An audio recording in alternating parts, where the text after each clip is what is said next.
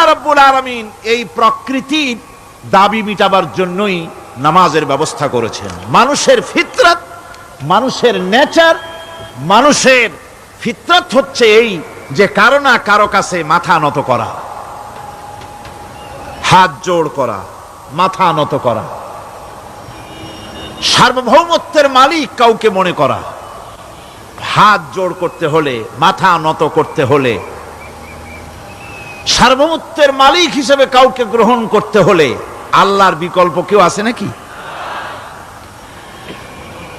ইসলামের মূল দাওয়াতটা হলো ফিতরাত অনুযায়ী দাওয়াত দেওয়া হয়েছে। মানুষ যেন মাথা নত করে, গোলামি করে।